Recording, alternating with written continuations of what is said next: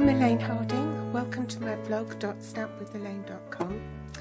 Today's video we're going to be making this sweet little box, and it doesn't need a lid or anything. You just squeeze the sides and it opens, and then when you want to shut it you just pop it back in position. The stamp sets I'm going to be using are Everything Eleanor. And you can see this is a really old set that I've had, and it's still in the clamshell boxes, but this is the image we're going to stamp with. And the other stamp set I'm using is the Day of Celebration, and I'm going to be using this label here, Yummy for Your Tummy. So what you need is just a piece of cardstock.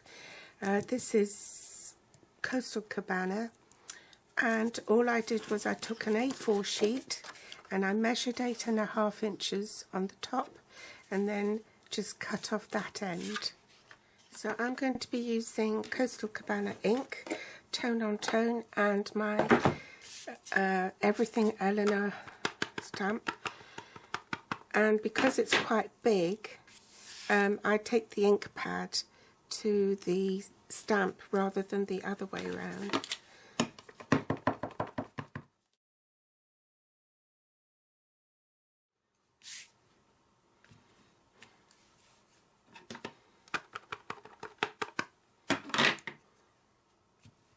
After you've stamped it, with the 8.5 inch side on top, the longer side, which is 21.5 centimetres, you score at 4 inches, which is 10.2 centimetres, and at 8 inches, which is 20.4 centimetres. Take your cardstock 90 degrees clockwise, and you score at 1.5 inches, which is 3.8 centimetres, and at 5.5 inches, which is 14 centimetres. Then you turn one last time the cardstock clockwise at 90 degrees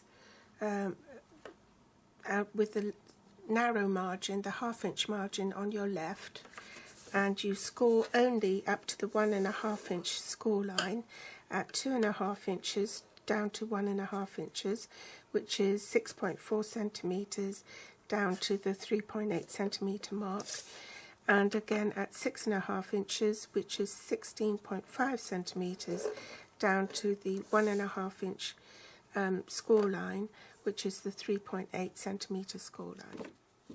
On the narrow margin, the half-inch margin, on the centre panel, you cut a slight V toward the half-inch score line, and in the opposite direction on the other side. And these are the rectangles that you want to cut away and discard. It's surplus to requirements.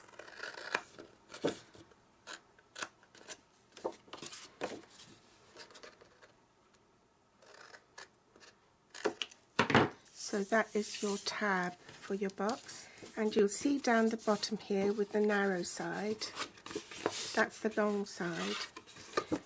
You want to cut across up to the 1.5 inch score line or the 3.8 centimetre score line. And what I normally do is I cut where the scoring tool has made a divot or embossed the lines. I just cut that little channel away. And then we get our bone folder, and once we fold all these tabs in and reinforce it with our bone folder, you can just take these bits away. Next we bring back our scoreboard, and we need to score the triangular bits. So basically you're scoring from the halfway mark. These are 4 by 4 inch square panels, so you're scoring from the 2 inch mark up to the corners on the opposite sides. Now on my scoreboard I've marked the centre with a white chalk mark to make it easier for me to find the centre. There's the top left hand corner of the square panel, and I can now pivot my cardstock so that where the flap is at the 2-inch mark, which is the centre of the box, that's where I need to score from up there to there. So doing it in this order makes life a lot simpler. Then we do the same for this. Find where the score line is, the 6-inch mark. Put that on there, then pivot your cardstock and score down. Same here, you find your 6-inch mark again, pivot your cardstock and score down.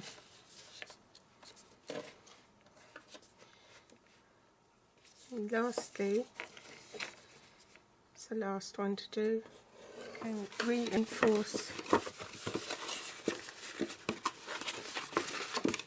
where you've scored.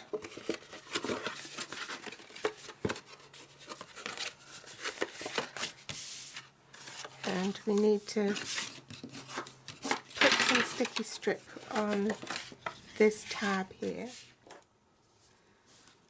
and just shy of the score line.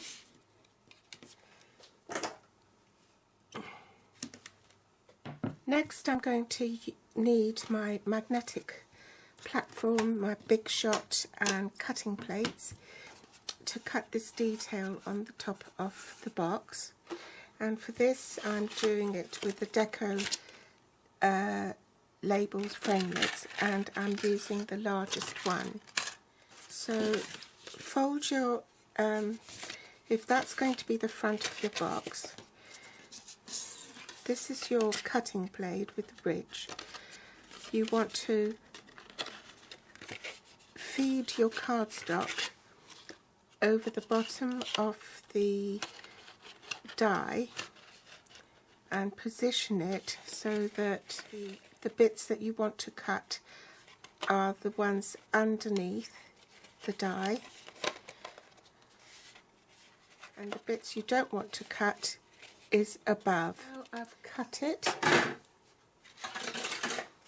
and I'm ready to glue these bits together. We're ready to assemble the box. So let's take off that sticky strip there.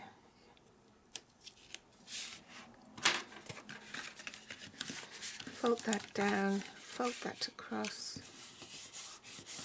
So if that's going to be the front, you want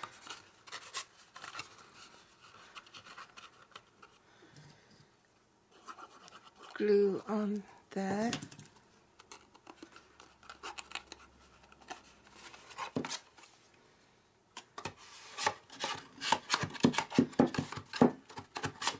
To make sure that's glued down, and the last one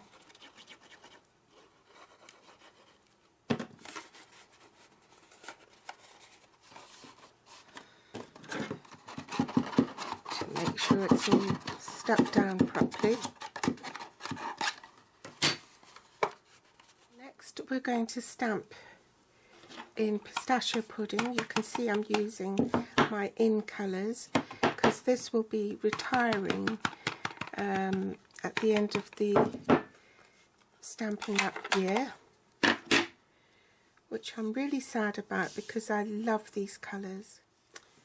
To cut out this label, I'm going to use the chalk top labels again to make my sandwich, base cutting plate, cardstock, my die,